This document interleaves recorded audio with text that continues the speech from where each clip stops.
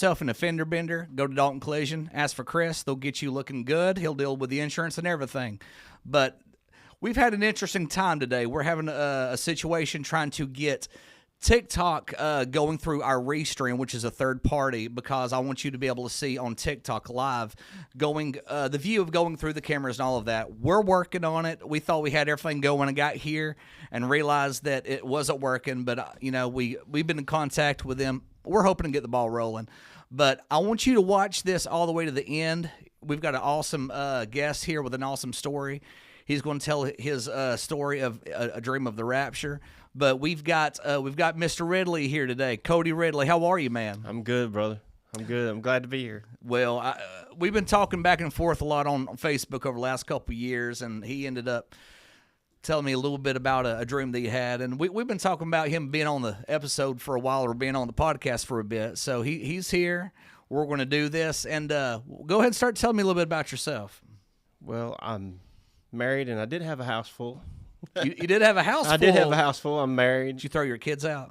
No, they flew the coop. Oh, okay. They flew the coop. But they were adult children. They were my wife's kids, but they're like mine. I think of them like my own. But do they ever tell you that you're not their real dad? Did they ever say that? Because you would have said, "Well, you don't need to eat my real food, right?"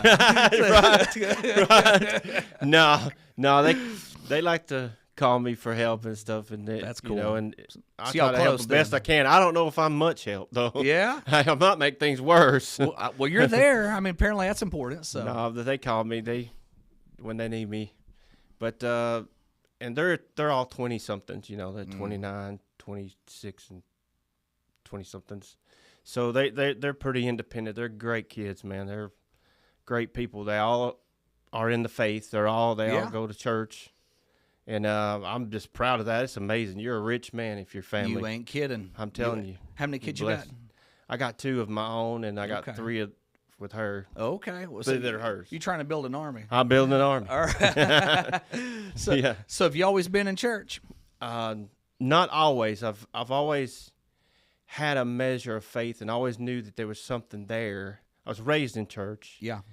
My mother didn't take us to church. Okay. We went to stay with my grandmother's, Betty Vick. She's a local Dalton person. She grew up in Dalton Church of God, and we went to Dalton Church of God. Okay. That later became Cross Point, right? Right. Yeah, I graduated from Pathways. Yeah, I remember Danny Mays, and I was to this day I remember being a kid, and Miss Paula Holmes in the children's church. We'd sing Father Abraham in the hallway. Okay. You remember? I don't know if you remember Paula Holmes. But I do. Yeah, she was a teacher over there at Pathways. Yeah, that's a long time ago. But sure enough. But I wouldn't say I was saved at all. I mean, I just went through the motions like a lot of us do, going to church and probably didn't get saved till I was I was 15 years old. And I really got saved at Dayspring Church over in Chatsworth. I don't know if you remember Dayspring Church. I heard of the name. Pastor Joe Wayne Beal. Okay. Yeah, and that's when I got on fire for God, and sat under him for a while, and I just took the ball and ran with it, man. I mean, I was head over heels for Jesus at the time. I was just didn't know that much about him. I studied the Word as much as I could. I went to church every time the doors were open.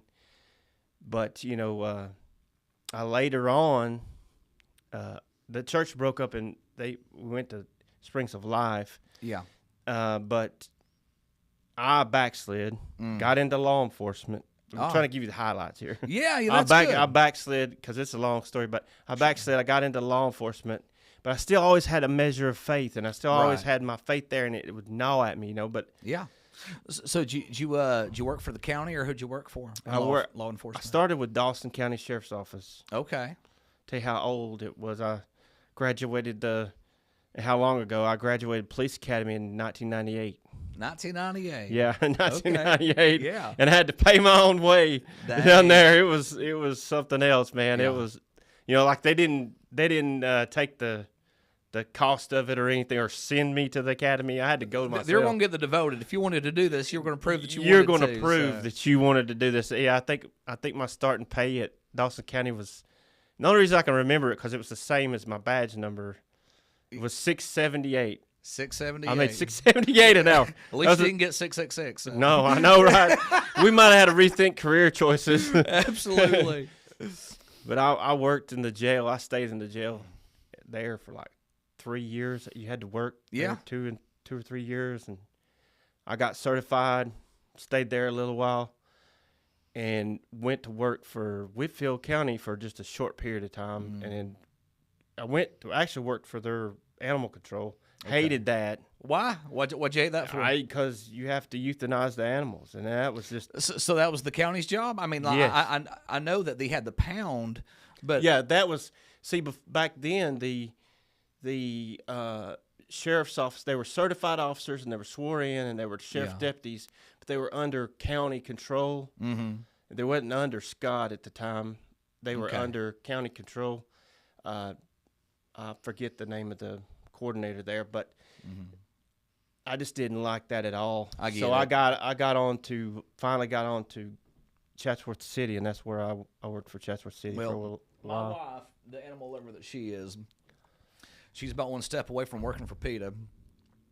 But that's the reason why she didn't become a veterinarian, because the hard part of having to put animals to sleep. So it was awful because I love animals and I love dogs. You know, have a love-hate thing going on with cats. I don't know. Cats are the devil. Cats might be the devil. Yeah. They're in and out. They're definitely spiritual animals. God's got a sense of humor. Like, I'm going to create this little fur baby, and I want to give it razor blades for claws. Right. They just, like, kill you in your sleep. They can kill you in your sleep, yeah. They are something else. And how they can just be aloof and not affectionate one minute and totally love bomb you the next. Yeah. And it's like there's something weird going on. A little bipolar going on. On with the cats. Well, so tell me about this. You falling back, you backsliding. What happened there? Well, I backslid. I basically ran from my calling. I believe, that I was called to preach. Yeah. I got swept up in that, and then I backslid from that because I didn't think. I'd always thought, looking back, had always thought I could never measure up, because so much in the 90s was more geared toward what I like to think of as legalism. Yes. And it was performance based. Yeah. Whew, goodness. Man. It's performance based and not really seeing Jesus for who he is. Yeah. And who you are in Christ. Right. I didn't have that back then. I didn't see that like I do now. And like, you can't never do enough, and you can't never be good enough. Mm-hmm. Yeah, we're supposed to strive for holiness or whatever. But the only striving we do, the striving is to strive to realize who you are. You're a son. Right. You go out here and you run a stop sign, or you go up here and punch somebody in the nose, you don't cease to be your father's son. Right. Right. Then who are we to say, okay, well, if I fail or I made a mistake, that I cease to be a son? The church, I read a book called Pharisectomy. Oh, wow. It was called Pharisectomy. It's about ripping that out. Yeah. And I believe that the church, and I believe that a lot of people need to have that procedure, to have that cut out. And, it's almost like, oh, you made a mistake. All right, let's go ahead and, just have you incinerated, straight and have you burned up, because you're no good. And that's not the way that God works. That's not the way that God operates. I'm pretty sure we've talked about this on here before, but when God saw the prodigal son coming, he was sitting there in that parable. The father was sitting on that porch, and he was just waiting, and it'd been how many years? Who knows? But he sat there every night after he got done with chores and just waited for one day when the sun was going to come up the driveway. He saw him from afar off. He ran down there. And he didn't tell him, boy, you stink. You smell like pigs. Go get washed up. No, he took his robe off and he put it right on him. He disrobed himself. Yes. And showed his own nakedness and put it around his son. And that's exactly what Jesus did on the cross. He became naked. He had his dignity stripped away so that way that we could acquire ours. Absolutely. And he put a ring on his finger of authority saying, you're my son. You belong to me, He didn't say get your crap in order at first, and that comes along with it. But it's a process. Right. It's a process. It's a process. And and just like you're saying here, we've got a lot of people in church that have the elder brother syndrome. You know, they're jealous of they see the addict, or they see the addict, or see the drunk or whatever come in, or the one blue hair, tattooed nose ring come in, and they get jealous because they get blessed. They get in the altar and they get their breakthrough and blessed. Right. And they're sitting over there talking about, well, look at what they got on. Can you believe they're, and all that mess. Right. But they're over there getting their breakthrough. That's true. And we have to, as a body of Christ and as believers, people that love Jesus, man, we have to really, really check ourselves, and say, hey, look, it's not not our job to be Pharisaical or legalistic or to fruit inspectors or whatever they call it. Yeah. Where they say, hey, look, I don't know what they're going through. I don't know what they just come out of. I don't know even what they may be high right now. Yeah.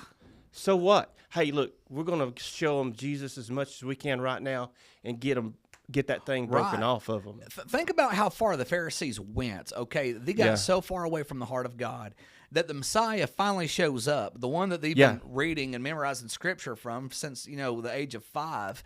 And this Messiah is performing miracles in front of them, and the only thing they can do is complain that you did that on the Sabbath.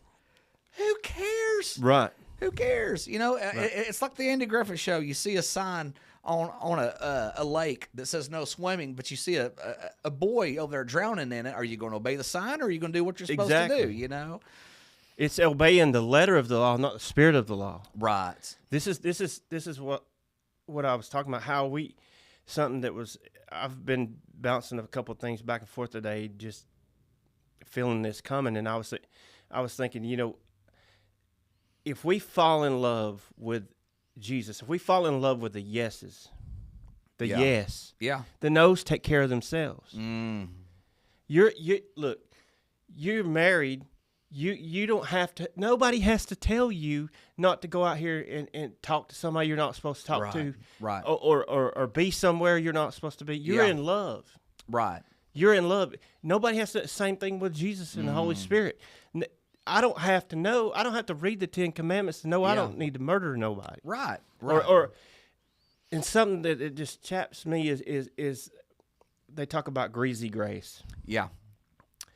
Well, the only reason why you would even question or even have that way of thinking is if you're not in love. If you're in love, you're not looking at grace that way. Grace. How far can I go? How far can I go? What can I get away with? Because what you need to be asking is how close can I be with my loved one? There we go. How close can I be with my significant other, which is Jesus? Yes. Yes. How I'm in love with. You want to be so far in love with Jesus, or so in love with your wife, or so in love, all the above. You want to do that to work. These things don't even occur to you. Yeah. These things that you don't have to have no divine revelation. Right. Yeah. It's because it's in there. Yeah. It's in there. So changing gears a little bit. Oh yeah. I'm sorry. No. This is good stuff. This is good stuff. But do you care to talk about your time away from God? Oh, absolutely. Go ahead and tell me a little bit about that section of your life. And I know sometimes that ain't easy. No, it's not. It's not easy at all because I went down through there, brother. Okay. I went down through there pretty hard. I got out of law enforcement. I went to work for Mohawk customer service. This is the short version because I'm trying. If it was customer service, was it down there in Sugar Valley? No, before they moved. Okay. Before they moved. Got you. I worked for Sandy Chastain up in Duval Road. Okay. And under the call center, which I really enjoyed that. But at this time, I had gotten back. I'd gotten back, started going back, started ministering some at a local church. Church in south end of Chatsworth. Place to worship church, you might be familiar with it. I got fired up, been speaking, been doing all this stuff. had powerful revivals. I mean, Yeah. some of the most amazing services you've ever seen and experienced in your life. I mean, I would put it on par with some of the stuff I even experienced at the ramp. Or I've been to the ramp. I've heard Damon preach in person, and followed him for years. Mm-hmm. Things started getting a little dicey after the revival, and after everything, things started getting a little crazy. There was things going on in my personal life. Okay. I went to go see a friend after things got a little bit rough in my life. I was dealing with some things of marriage. My first wife. Yeah. My marriage to my first wife was looking bad. It was going bad. Everything started closing in on me. Yeah. It was like after this powerful move of God, and after this experience. Well, the devil didn't like it. Oh no, oh no, oh no. He don't just hand over his territory. I mean, I experienced some. You experience stuff like gossip in the church and people talking, and with you got clear evidence to the contrary. It doesn't matter. People gossip. Think you're doing something when you're not. You obviously don't. You're not doing it. Mm-hmm. Well, I spare you the details, but the thing about it is everything was closing in on me, and don't worry about details. Details is why we're here. Right. I believe in transparency. So whatever you're comfortable with, I'm comfortable with. I'm going to explain how I got there. Okay. Because it gets a lot worse. Okay. Things go bad at church. Things go bad at my work. Things were already bad with my marriage to my first wife. And I'm there with her with two. I had one custody of my son. Mm-hmm. That was going on at the same time. Had one custody of my son, Wesley. Had Sophie. That's my daughter. Yeah. But everything started closing in on me. Stuff started happening at work, and I was like, man, I have got the message, Lord. Yeah. Yeah. Something needs to change. But apparently it didn't stick because the people need to know this, that they need to, and I feel comfortable sharing this because it's part of who I am. Sure. And after that, me explaining my brief past and the highlights, I wanted to get to this part because I wanted to see I wanted to share how far God has brought me here now. Yeah. And that is, I went to visit a friend. And this was to help them do something around their house. Yeah. I had no idea. Yeah.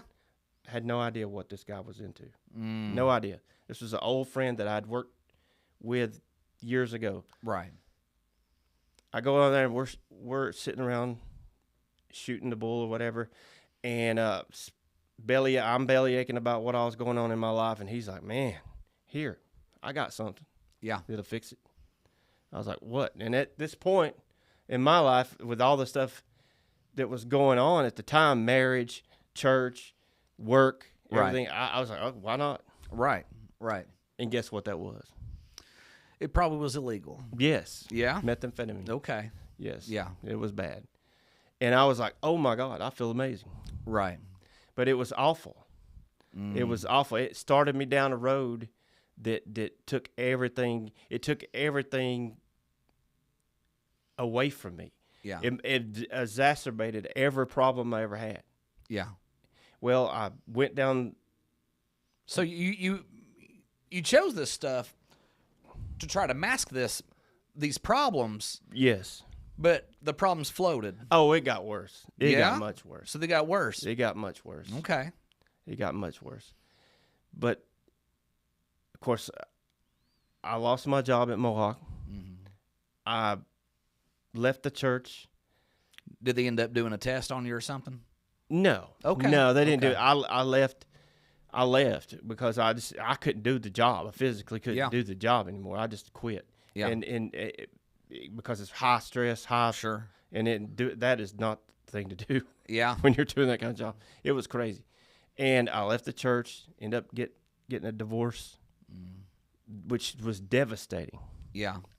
And I'm here to tell you, man, if you don't think you can bounce back from something like that, you can through Christ. You absolutely can, but it's not easy. Yeah. It is not easy. That was one of the most devastating experiences I've ever had in my life. And not because of my relationship with my wife. I don't know if I explained this. My relationship with my wife wasn't that great. It was the loss of the family unit. Yeah.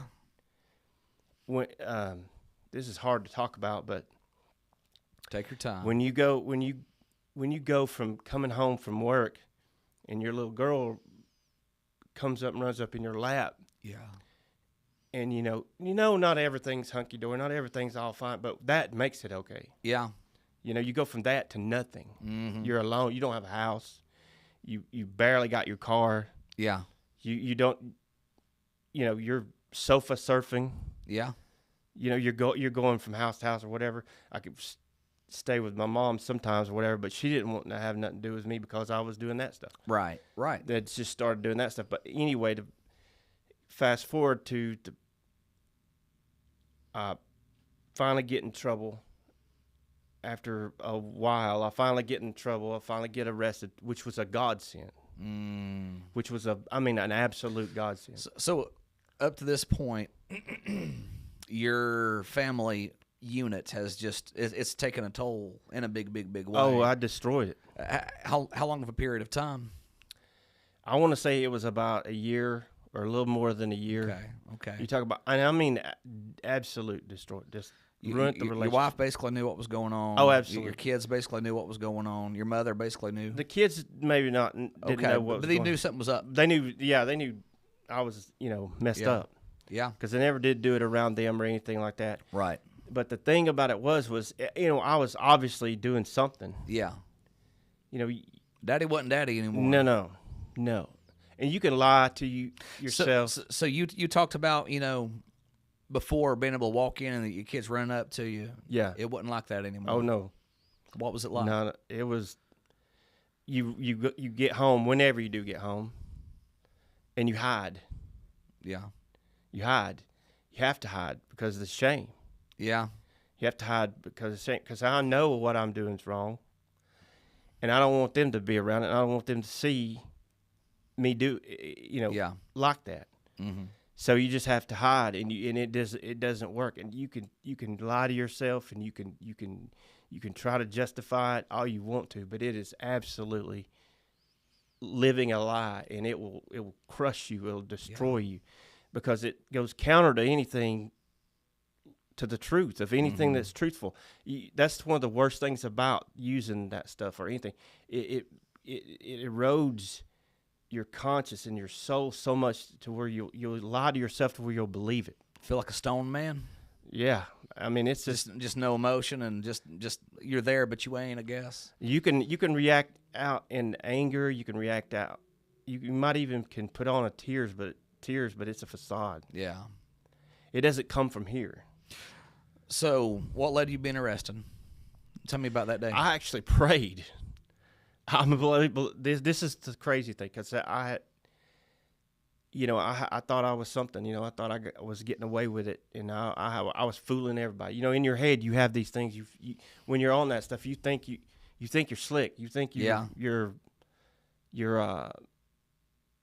gotten over on everybody. Right. Well, you ain't getting. I'm here to tell you, you ain't getting that over on nobody. They know you're messed up. Yeah. They know you're lit up. I mean, I wasn't the kind of guy that would be at Favorite Market or whatever, or Circle K at 3 a.m. cleaning out my floorboard. I know you're old school when you said Favorite Market. Yeah, I'm just here for some chicken livers. I'm just here for some chicken livers and tater logs. Now, I've seen this a lot. Whatever I was out there, the time I was out there, I seen this. They would go. You see them at the Circle K or whatever, the convenience store at 3 a.m. cleaning out their floorboard. Oh no. Or whatever. Right. I mean, it's just, you're not fooling nobody. No. And you think you're fooling your family, but you ain't fooling nobody. Yeah. But the thing is I got tired. Yeah. I got absolutely tired. And I got absolutely just fed up with the lifestyle, the hurt that I kept seeing I was doing to my family, and I could not stop. I was like, why can't I not put this stuff down? I was like, this is insane. Yeah. And I just cried out to God. I said, God, you got to do something. I said, Right. this is not going to work. I'm going to die. I'm going to end up in prison. I'm going to die. Because a couple times I did get close.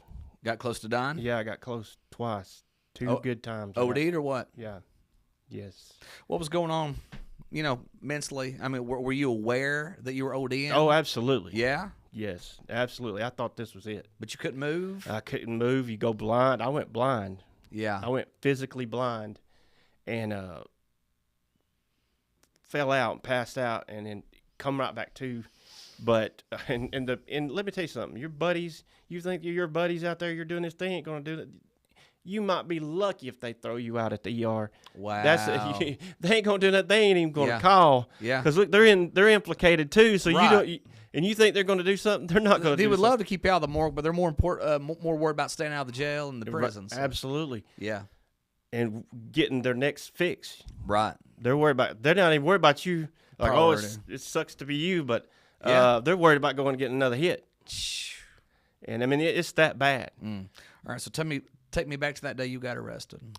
Was one night over here on Fifth Avenue, and I was at this place. And I had a bad feeling about going there anyway. Were you buying? No, I was actually going there to share. Okay. Basically. Okay. And I was guilty of sin. Yeah. I was guilty. So the thing about it was, We've all been there. the thing about it was I had a bad feeling about it, and the time I kind of felt all this coming. That's what's crazy is I felt all this coming, but I was so tired and run down and wore out and strung out, whatever you want to call it, that I wasn't even alert enough or didn't even care to stop it. Yeah. Because I saw it coming a mile away. I was like, oh my goodness, here we go. Yeah. I go upstairs, I do my thing with them. Bear in mind, I'm out. I don't have anything with me. I don't have anything on me. Yeah. I get downstairs. I go downstairs. I go to get in the car, and one of this girl's buddies comes down. He's acting weird. I see him make a hand motion or whatever, and I couldn't really tell what he did, but he was trying to talk to me or whatever. I saw it out of the corner of my eye, and as soon as I saw him do that, I saw at the same time I saw two Dalton Cities come up. Yeah. I knew exactly what was up there. Right. What he done is he threw something in there. Oh. And he threw something in what? In my car. He threw it in your car. Yeah, he threw it in my car. And of course, they searched me. I didn't have nothing that they searched my car. Yeah. And of course, it had a small baggie of residue. So I got Yes. charged with residue. Yeah. But it doesn't matter. I literally prayed this to happen, and that You prayed to be caught. I prayed. You prayed to be arrested. I prayed it for it to stop, and the only way it was going to stop, and God knows this. God knew this is the only way that I would stop is if I got in trouble. Yeah. And I hugged that cop. I know people may not believe that, but I Yeah. hugged him right there on the spot. Yeah. I hugged him right there in front of his buddy that was there. Yeah. I said, I'm tired. Take me there. Take me to jail. What was his response? You know what? He wasn't surprised. No? He was not. And I can't believe he let me hug him. Yeah. So he let you, huh? Yes. Wow. Yeah, I said, I'm tired. I said, I'm done with this. I said, I'm done with this. Yeah, I don't even care. I said, I don't even care about the car. Don't even care about the car. Yeah. We left it there. Yeah. Didn't even tow it. Yeah. And that started my journey back. Listen, How long did you go away for? I didn't go to listen to this. Okay, This is okay. crazy. This is nuts. I'm sitting in jail. I stay in jail, and because of my background, my law enforcement background, you got to think about this. I'm a former officer. Yeah. I've preached in churches. Yeah. I have a calling on my life, Yeah. and here I am sitting in jail with this charge on me. Right. I mean, I'm thinking, man, what in the world am I going to do? Jail ain't good to ex-officers. No, it's not. It is not. No, it's not at all. No, it's not. But I made it fine in jail. But I sit in there, and the only thing I asked my mother to bring me was a Bible. Right. And I read that thing every day. And, of course, I made my phone calls or whatever. I called her, and I talked to her. Of course, she's not believing anything I'm saying. Yeah. You know, she's used to the the old me. Yeah. The me that was, and rightfully so. She thinks you want to take those pages, roll them up. Yeah. She wants. This is all an act, just to get back out and do it again. Right. This is all an act. That's all it is. But she wasn't buying it. She wasn't buying it. But I spent only about maybe say 6 months. I think I was in there about 6 months. I had to get moved to solitary, or be segregated because of my past, because of being a former officer. They segregate me. Yeah. But which is very lonely. I mean, you want to talk? You're by yourself. Were you in solitary for almost that long? 4 months of it. Okay. Yeah. Okay. Yeah. That was rough. That was hard. Oh my. But you got a lot of time to think. A third of a year. Yeah. Listen, this is another thing that this sealed this into my every fiber of my DNA, and I want people to hear this. That I sat in that jail for that long, 6 months, whatever, and I would call the bondsman and beg them to do something over and over again. That bondsman got so tired of me calling. Yeah. He said, I want to tell you something. He said, I'll do this for you right now. He said, you get one of your buddies down here. Give me $100. I'll get you out tonight. Wow. $100. You call anybody. Yeah. Get them, bring in $100. Yeah. And I did. I called them. I called everyone I could think of. Not one person. Not one person? Not one person. Not one person. And you know my mama's not going to get me out of jail. Oh, she knows I was supposed to be sitting. Wow. But she's like, let them soak in there for a while. Oh, yeah. But I just want you to realize that. I want people to realize that. And that was God working. That was absolutely. Yeah. That was God absolutely making sure that this stung enough that I would never. You needed a little bit more time with your Bible. Yeah. Did you have your Bible in solitary? Yeah. Did you? Yes, okay. that thing was huge because of all the protocols they had in jail and all that stuff that you can only have certain things, whatever.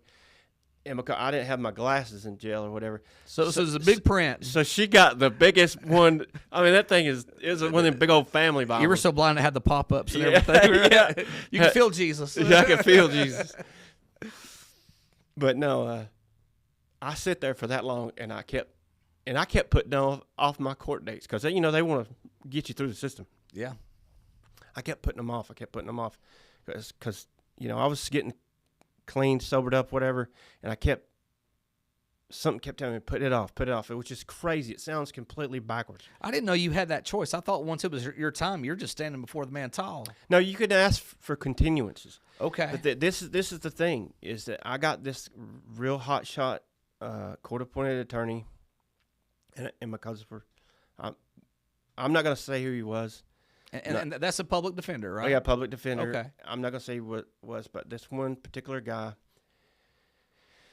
at one of my court appearances, and here I am, I'm praying for deliverance. I'm praying that this sticks, and because I'm really meaning this in my heart. I mean, I really am wanting to get done with this. I don't want to have no other problems with this. I want to get out and restore my family, restore my life, because, when the whole time I was out there, I thought that I was too far gone. And this is being from somebody that's spoke in church before, from somebody has felt the power of God, from somebody that's seen God do miracles. And still I thought, even because of my life and what I went through, and then I went out there and did that I had gone too far. Yeah. But God had other plans. Okay. And this court-appointed attorney looked me dead in the eyes and said, "Hey, you're going to love Coastal because they're going to send me to prison." Yeah. You're going to love Coastal. They got more stuff down there. They got more drugs down there than they do on the street. He told you this? He looked me dead in the eyes in the jail cell in the courtroom and looked me straight in the face and said that to me. And I said, "Wow." I said, "You're fired, buddy. You're fired." I said, "You're fired." And whoa.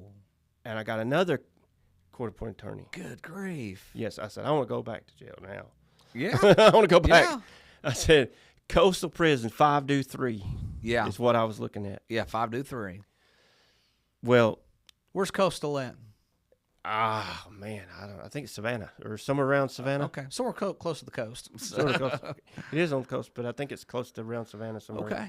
But it's a long ways from Dalton, Georgia. Yes, it is. It always is. They take you away from your family in case you escape. You ain't got family to depend on. That's exactly right. Well, thank God for my new attorney that come up. And I kept texting people on the little jail text thing. I need another attorney. I got another attorney. And he was amazing. Yeah. He was absolutely amazing. He's one of the best men I've ever met over here in the legal system or whatever. And he looked me, he sat me down in the interview room in the jail and he said, look, he said, there is an option. He said, you're not going to have to go to prison. Yeah. Whoa. He said, you're not going to have to go to prison. That was a nice different tune. Oh, that's a big difference. Yeah. The other guy just decided, you know what, you're gone, but make the best out of it. That's exactly what I know why you're here, so you're going to enjoy where you're going to enjoy it while you're down there. And I was like, that's a death sentence. Yes. To somebody that wants to change, that's a death sentence. And that was a crossroads to me, you know, hey, this is not the life you want. Mm-hmm. You got this plain in black and white. Right. You want to keep on doing this? You can go down there. You can stay high as a kite down there. Yeah. Might get stabbed up, might not. I don't know. You know, die and split hell wide open. Right. Who knows? I don't know. Yeah. I wouldn't. I mean, you couldn't have convinced me I wasn't going to go to hell. Right. And I was supposed to be saved. But you were saved before. Right, exactly. But to me, I'm thinking, you know. But what did you feel in your heart? Yeah. You were saved before, but you felt in your heart I felt what? Man, I don't know. It was. And the reason why I'm asking this is because there's a lot of people that believe that once you're saved, I'm sorry, that you're saved for the rest of your life. So I want to know what you felt in your heart. In my heart, I felt I'd have busted hell wide open. Okay. I mean, that's what I felt in my heart. I mean, I don't know. It'd be ultimately up to him, but right. I don't know. It just didn't. There's no way. If I'd have took that route and went down there and got killed in prison or got OD'd in prison, and they do it every day. It happens every day in jail. Yeah. You know, especially former law enforcement going to prison. Right. I mean, come on. Right. I don't think they don't got any of those gangs down there. No. And the thing was, this other attorney comes to me and he says, look, you have to do a little bit more time, and then we'll get you time served, or there's this other option. Mm-hmm. He said it'd be the hardest thing you ever do in your life. Yeah. He said, but if you do it, there's no more jail. You get out now. And he said, but it's hard. Yeah. He said it's a drug court program, and it is. I mean, it's the hardest thing you'll ever do in your life. Yeah. And it's because they are in your business. Yeah. You know, if you've got any inkling to go back to that old life, mm-hmm. they're going to find it. They're going to pick up on it. They got access to your phone. They know where you're at 24/7. They got surveillance officers that watch everything you do, come check on you. You got to work. You've got to go to meetings every day. Mm-hmm. I mean, they are all up in you. They get to know all your family members. What city was this in? Dalton, Georgia. Okay, Dalton. Okay. Right here. All right. Yeah, Dalton, Georgia. Yeah. And I had wonderful people. I mean, I love these people. I absolutely love these people because even though my heart was in wanting to change, and I really did I still had that old stuff in me that had to be driven out. Yeah. And it took Jesus. It took faith and hard work. Yeah. And associating, this is the thing that a lot of people may not realize is that it took a lot of it would bring back memories, scripture memory, a lot of the stuff that they would teach in those classes. You know, number one thing is accountability. You have to be true to yourself. And I'm talking about radical accountability. Right. Radical honesty. Mm-hmm. You have to get honest with yourself. Check and recheck. Yes. And then check again. Then check again. Yeah, I don't know if it's trust but verify. Yeah. It's like verify everything, then trust. You know. But no, I went through that program, and I was so boneheaded and so hard-headed starting off. They actually have rules. You can go call them today and ask, is this a Cody rule? Yeah. That I would push the boundaries. So they have Cody rules? Yeah. Really? They've got rules written in there that my behavior helped form. Oh, great. So you're the poster child of I was the poster child of being difficult. Being difficult at first. But when they like they talk in NA or whatever, the light bulb went off. Yeah. It was smooth sailing and like a rocket, and I graduated with honors. I graduated the program with honors. They didn't see that coming, did they? No. They didn't see that coming. Not with me. Did your mom see it coming? This is what's crazy. I mean, it's what makes my story so different. Is while I was in the program, I think it was July 29th, 2019. I think it was July 29th, 2019. I had moved back in with my mother. She finally allowed me to move back in, and that was under strict conditions. The program loved her because she had cameras everywhere. Yeah, she had cameras everywhere, and she's like, y'all don't know what you're doing. Y'all are amateurs. Watch the way I do this. That's exactly what they take said. notes. That is exactly what they. I know it was blood type. Yeah, yeah, and look. She had me on Live 360. Oh my! Yeah, man, and I needed it. Did you have a shock collar? I wouldn't have put it past her to put that on me. She could have put it on me, but she got to see me get clean. She got to see me get the job. I started this job I'm working at now at Warehouse Carpets. I had been at work for 3 weeks, and I think it was about my third week. And she got to see me get clean, got to see me doing well in the program, and then during the program, you have to call a drug test line every morning at 5:00 in the morning. Yeah. At 5:00 in the morning, you got to call and see if you won the lottery. If you won the lottery, you got to haul it to the center to drug test. It's a like a lottery system. Yeah. So winning the lottery means you get drug tested. Means you get drug tested, and it's a random drug test. Well, I had gotten up to make my phone call to call the drug test line, and I found my mother laying on the kitchen floor. Okay. Yes. Found my mother laying on the kitchen floor. And, of course, one of the number one things that triggers addicts is, a relationship or a death. So you found her deceased? No, she was, her eyes were fixed and dilated.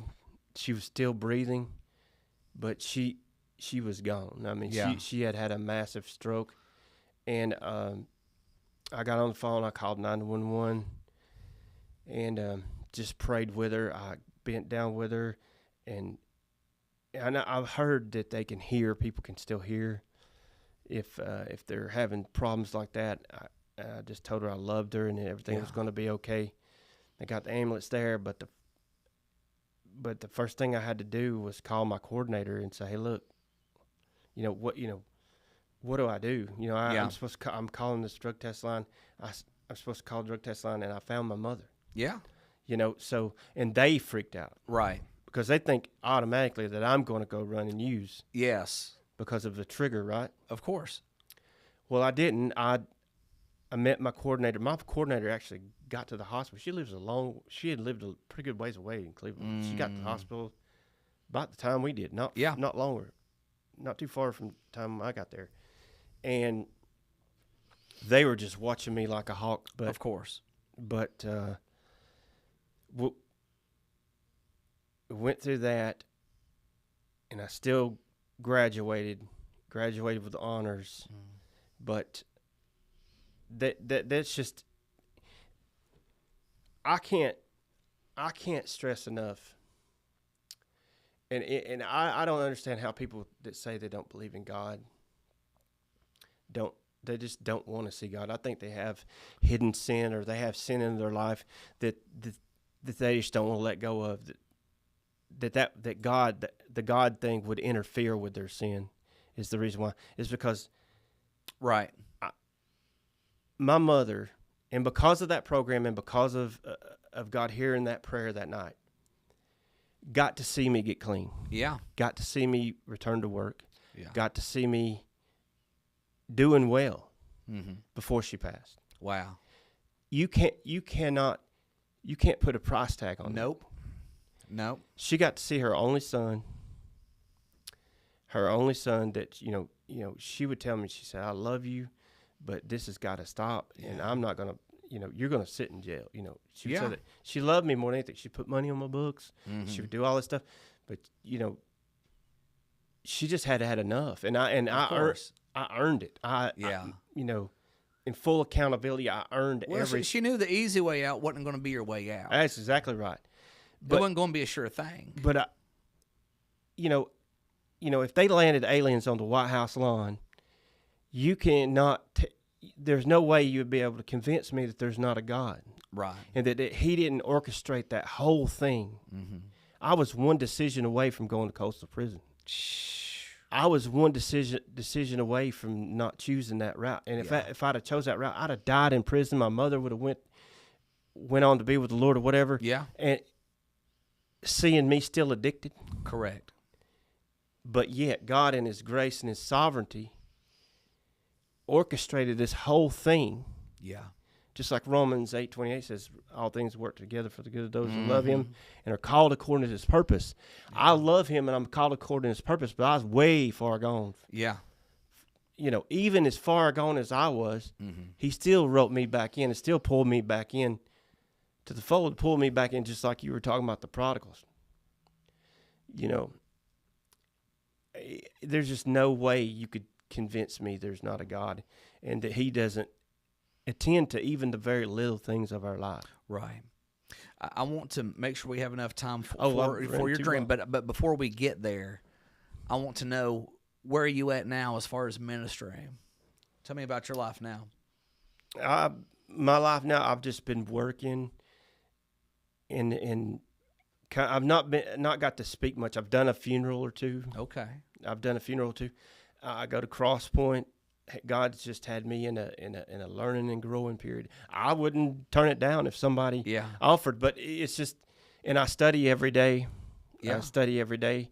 The thing is that when He's ready to turn me loose on something like that, right. I'm sure He will. Of course. But I'm cocked and loaded and ready to go. Yeah. How long's it been between now and graduating the program? How long's it been? Let's see. You will say 2020. So yeah.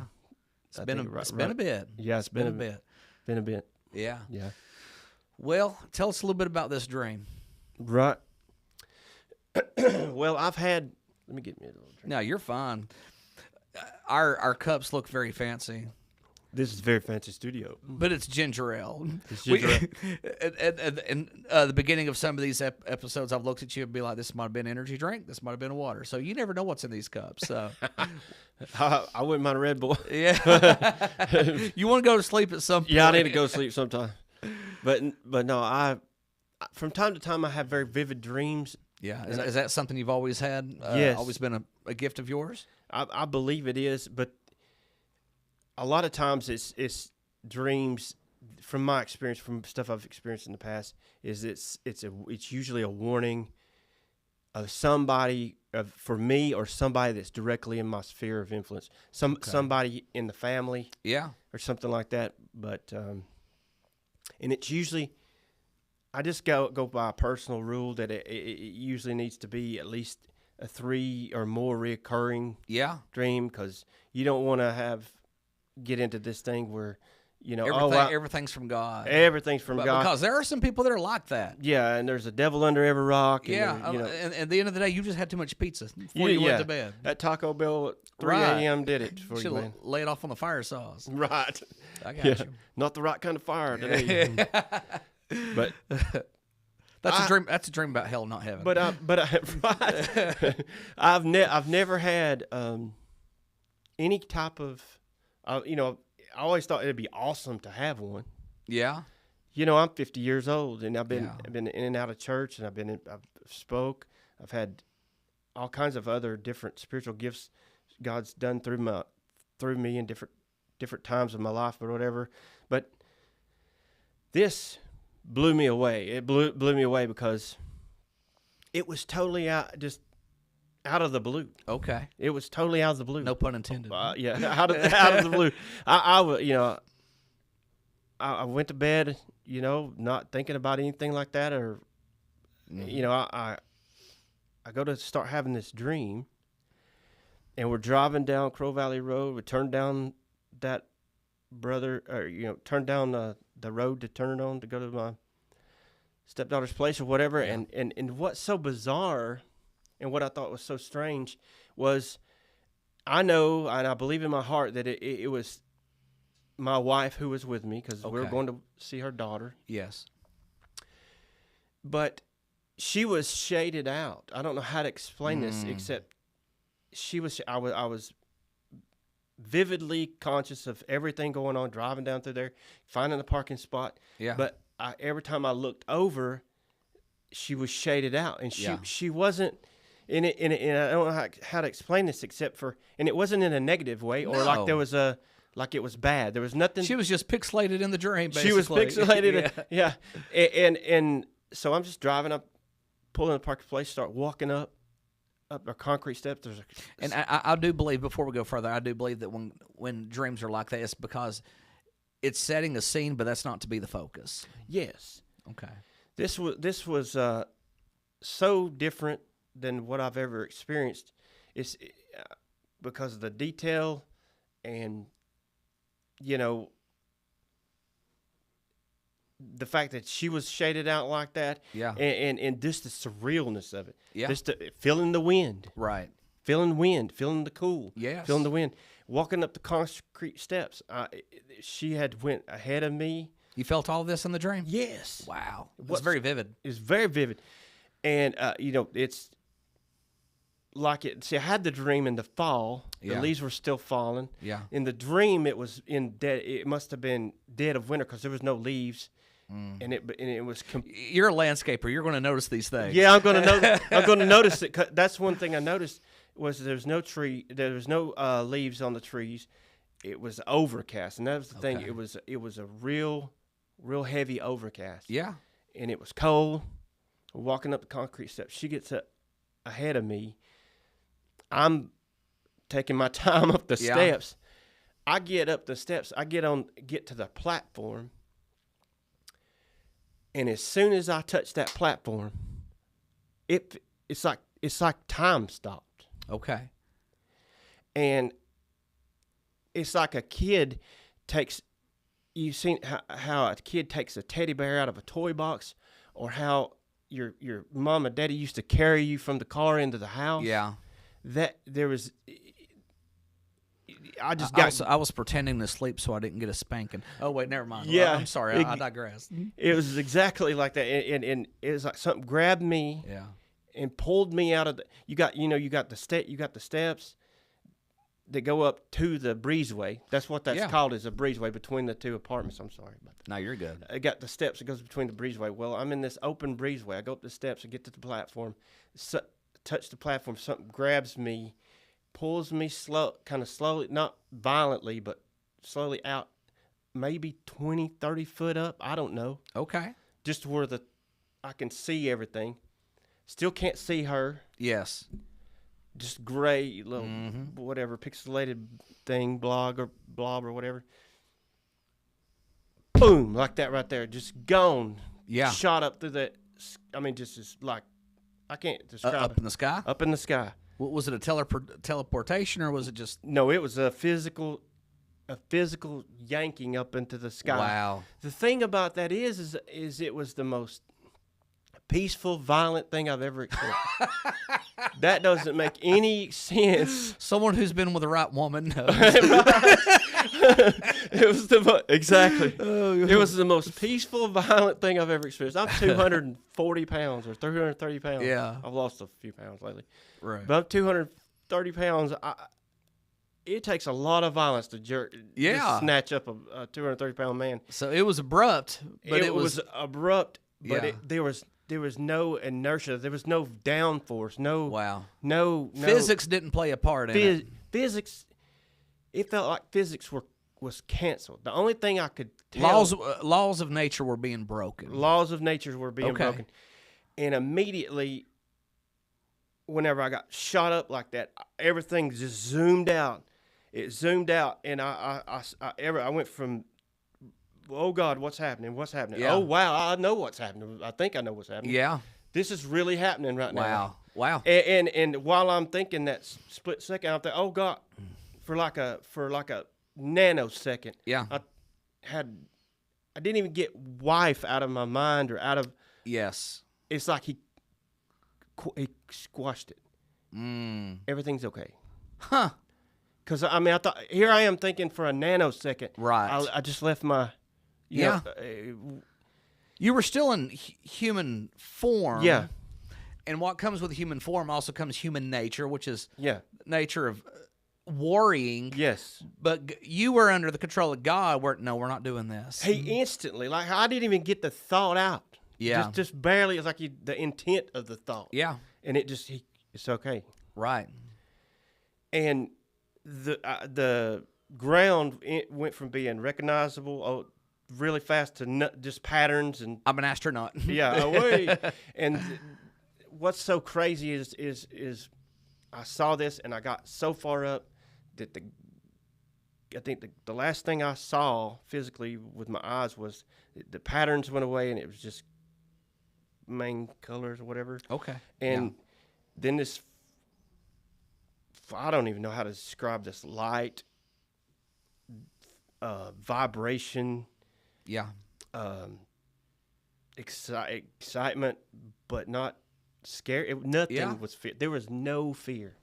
There was absolutely no fear. It was everything's okay. Everything's fine. It's like this is supposed to happen. Right. Everything's okay. You know,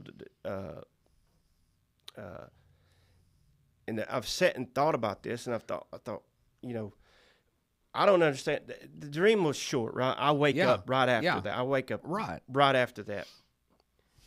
But what it almost caused me more questions than answers. Answers, because I didn't see her. I didn't see my clothes hit the ground. I didn't see. That's terrifying. That's terrifying. Thankful for everybody else around. Thank you. Imagine seeing a bunch of butt-naked people just going vertical up in the inside. That's why we don't need them anymore. But no, it's you know, I didn't get a white robe. I didn't. And what's so strange about it is I did not see anybody else. You didn't see nobody else. Not anybody else. I didn't see not the first person. There wasn't nobody riding beside me. Hey, glad to see you here. We made it. Right. You know, there was nothing. It was just like this soul experience. And I could be wrong, but maybe the purpose of this was, you know, kind of like how you didn't see your wife. It was supposed to be focused on you. Yeah. And you know, because we know there's going to be other people, but maybe God wanted to be like, you know what, this ain't about everybody else's life and their relationship with me. This is about my relationship with you and your relationship with me. So I'm just throwing that out there. Absolutely. I think you might have been just telling me, hey, look, this is what you're going to miss if you don't act right. Wow.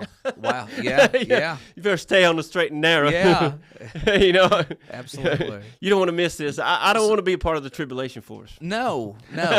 I did a post on TikTok, and it was talking about, you know, things are falling in place. And it got a whole lot of hits. And I didn't mean to start a fight.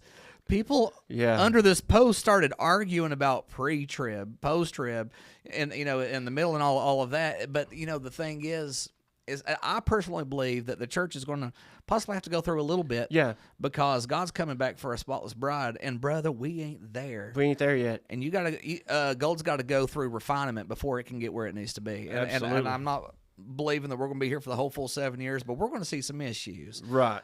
But I digressed. What was going through your head when all of this, you know, when you were in this dream? What was going through your head? What was you feeling? I want to know. Well, one thing I thought was, this is really fast. Yeah. This is really fast. Yeah. I was like, this is. Did you feel peace? Absolute peace. Have you ever felt anything like it? Hard to describe. I've felt great peace before.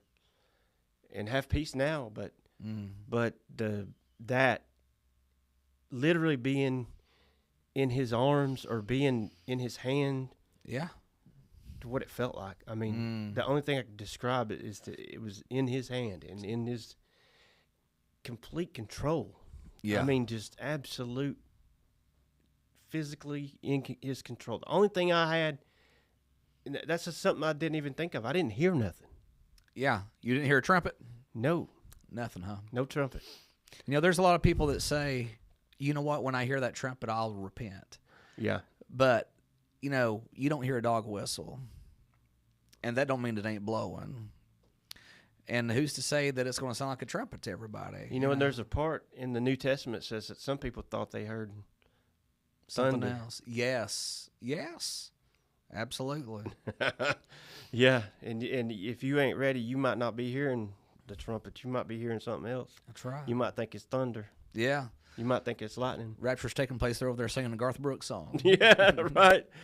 Yeah, I don't think I'll ever look at it the same. I definitely don't feel the same about it. I mean, like, it always seemed like a far-off idea. Yeah. Almost foreign. Foreign, almost. Yeah. It almost seemed like, okay, well, you know, I don't know if I'll ever live to see it, but it seems like it's close. Yeah. Well, that changed that day. That changed that day for me, for sure. Talk about it being real to you. Yeah. I mean, the urgency's there. Yeah. You know, you never plan on getting in a wreck, but you keep insurance. First of all, you legally got to, but it's nothing that you plan on, but you know it's a possibility. And that, you know, salvation, I hate to undermine it and just call it insurance, but it's fire insurance, you know, because it's going to happen. Right. And like you know, you can debate pre-trib, mid-trib, post-trib all you want to. Well, look, I just want to be on the first bus out. You ain't kidding. I want to be on the first bus out. And the only way I know to do that is to fall madly in love with Jesus and do what he says. Yeah. Yeah. You know, do what he says and obey him. Walk in love, walk in the Spirit, you know, and love each other. You know, that's if your love walks right, everything else will fall in place. Right. That's true. You know, how did he say in Revelations that the people would overcome? They overcome the enemy by the blood of the Lamb and by the word of their testimony. Word of their testimony, and they love not their lives even unto death. That's tough. That's tough. A lot of people want to hang on to this old world. A lot of people don't want to leave this world. Yeah. And even though they know how good heaven is, they don't want to leave this world because they've not felt full fulfillment in this world. That they're like, there's things I haven't experienced, but there's nothing in this world that can be greater than what's prepared for us in glory. And I've heard believers say this, and it rubbed me a little bit wrong way. And they said, well, you know, I want to see my kids grow up. I want to see my you know, life. They got certain goals in life they want to do. I want to do this before anything like that happens. Yeah. You mean to tell me you would forfeit walking with him in the cool of the day? Yeah. Like that's right. The way that it was intended at the beginning. The way it was intended. Before we screw things up with sin. Absolutely. Hand in hand. For college. Right. For a car. Yeah. For driving experience. You get to drive something wild in heaven. Chariots of fire, baby. I've had this conversation in my own head before because it's been a long time since I've got to get on the old trails and stuff. I've always been four-wheelers and dirt bikes, okay? Yeah. And I've always wondered, like, God, because I know people who I'm really good friends with who's had heaven shown to them. They got to visit there, and God showed them their cabin, and it was designed for them. Okay. Yeah. This woman, I'm gonna tell a little story here. She had a volleyball court in front of her cabin right beside the lake. Her name's Coach P. Yeah. Because that's what she liked. And back in the day, she was a wild woman. She was down in Mexico and helping some kids, you know, in a group, and some kids that came down the road that were troublemakers were coming and trying to cause havoc and bully them and, you know, destroy equipment. Well, she had one heck of a serve. She threw the ball and served it and hit one of the kids in the face that was doing this and broke their nose. Oh, my goodness. That's a heck of a serve. That was a heck of a serve, and that boy came back to the service and got saved that night. That's fire. He couldn't hardly pray out loud. But he sounded like he's praying in tongues. Absolutely. But I've thought, like, God, I hope that there's four-wheelers in heaven because I just want to ride trails. I know that sounds funny, but that's what this kind of stuff I like. You know? I don't see why there wouldn't be. Yeah. It might be pulled by a big white horse. Maybe I don't know. I don't know. That's horsepower. Yep. So, where do you see your next steps as we start wrapping this up? Where do you see after you've gotten this dream, this revelation from God? Because God doesn't just waste revelations. He doesn't just waste dreams. We all have a commission. Yeah. Where do you see God using you in these next few years before He comes back? I'm sure he'll have me, speak again. I'm sure have no idea where. Yeah. No idea where. Yeah. I'm sure he'll have me because as much as I love the word, as much as I love to share something, just share like, hey, look at this. This is amazing. Look what he's doing. Yeah. This is just powerful. I mean, because, God doesn't want you miserable.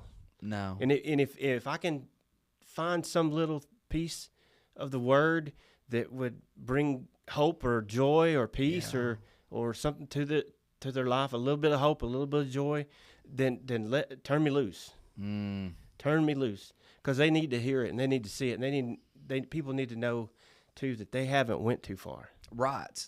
He's not scared of your dirt. What do you say to them? Those people who were there, people who think that I've gone too far because their only example of who God has been a religious church that says, don't sit beside me because you're unworthy. But we know that that's not the demonstration that Jesus demonstrated here on earth. He demonstrated something completely different. What do you say to those people? Well, if God can pull a washed up police officer, an ex-preacher, not currently ex-preacher, but a backslidden, washed up police officer, ex-preacher, backslidden preacher, if he can change that, a dope dealer, my life, my testimony is very colorful. Yeah. It's very, and it ain't all pretty. Yeah. But it's real. If he could do that for me, he can do that for you. He sure can. He could do that for you, because my walk with God now is more intimate and more closer now than it ever has been in my life. Yeah. I went through the crushing. Oil is how you light fire, and how you get the oil is from crushing the olive. Come on. And you're gonna need to be crushed. You're gonna have to go through crushing, but there's fire coming. Yeah. Come on. Yeah, there's fire coming. You just gotta get honest with yourself and honest with those around you, and say, hey, look, I got a problem. And I love the way that you put that, because you feel crushed, but there's fire coming. And that moment of crushing, you don't feel like a victor. No, you don't. No, you don't. You don't feel like you're on top of the world, but you're not. You're underneath it, but it was prophesied that the weight of the world was on his shoulders. Yeah. But we have the victory through him, and as long as we allow ourselves to I'm sorry, but to be destroyed. Yes, that's what he meant when he said, "Take up your cross." Absolutely, the flesh got to die. It's got to die. Moses knew that no man can see God and live. If we're going to see God, flesh man's going to it's going to be non-existent. He'll drive it out. He said. I used to think, the Old Testament's so full of just this. It's like when God was mean. Yeah. But I looked at it in the wrong light. Like in the Old Testament, it talks about him being a jealous God. Yeah. But he's not jealous in the way I used to think. He's jealous of love. He's jealous of love. And yes. How would you defend your wife? How would you defend your children? Bare fist. Bare fist. Bare fist. Listen, you don't come in my house threatening my family or my wife. We'll break knuckles. We're see, that's the way he is with us. He's not trying to create more rules. Oh, you got to follow this. Right. You got to do more of this. It's not like selfish like what we think. Not what we think. No, it's out of love. It's like it's honor your covenant relationship, honor your your love with him. Yeah. You know, so and the more you get closer to him, the more you get intimate with him, you know, your life is going to be birthed out of the secret place. Yeah. It's going to be any fire. You don't have to advertise fire. You don't have to. You can. You just see it glowing. But you don't have to, because people know it's there, because it's burning stuff. Right. You know, and the closer you get to him, the more fire it is. The more fire there's going to be, because he says he's a consuming fire. Hebrews says that. How did God respond to Elijah on Mount Carmel?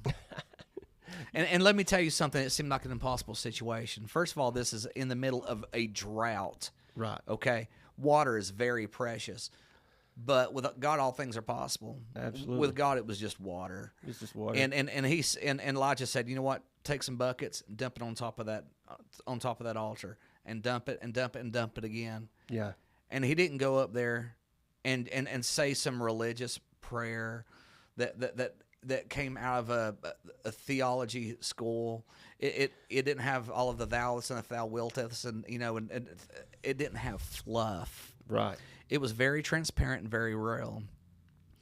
And all he said was, God, make yourself known to them. Yes. And after they sat around dancing around like a Come bunch on. of Mohicans, cutting themselves Yes. all day long, and him over there, I love his response and his attitude towards them. He made fun of them. He made fun of their He's God. like, Yeah. maybe they're asleep. Maybe they went to the Maybe- bathroom. Maybe your God went to the bathroom. Yeah. And he sits there and prays. And then literally the same sky that opened up that you saw in your dream Yes. came down fire, and it consumed that offering. God answered with fire. And if we'll humble ourselves, God will answer with fire. That's exactly right. But we got to make sure that our hearts are in the right place. Yeah. And you know what? He went through the drought just like everybody else before he got to this point. I'm sure he was humbled by it too. Absolutely. Well, man, Yes, it's sir. been a pleasure having you here. It's been good to be here, brother. I appreciate you letting me share. It's been an absolutely blessing. And if anybody has listened to this and you're feeling the Holy Spirit deal with you and you want to give your heart to God, all you got to do is repeat after me. Heavenly Father, Yes. I thank you for sending your son to die on the cross for my sins. Thank you for accepting me a sinner. I'm not perfect. But God, I accept you, a perfect God, as my Savior. And Lord, I accept you and thank you for accepting me in Jesus' holy name. Amen. It's Amen. literally that easy. Yes. Go tell some friends, some family about what God's done for you, and find yourself a good church. You know what? Churches ain't perfect. All you got to do is find one that teaches the Word of God and that lives it, and get yourself plugged in and ask yourself, how can I grow the kingdom of God? It ain't all about us. It's about growing the kingdom of God. Amen. Thank you. Thank you so much. you, This has been a great episode, and I look forward to seeing everybody's comments and stuff. But as always, we'll see you till next time. God bless.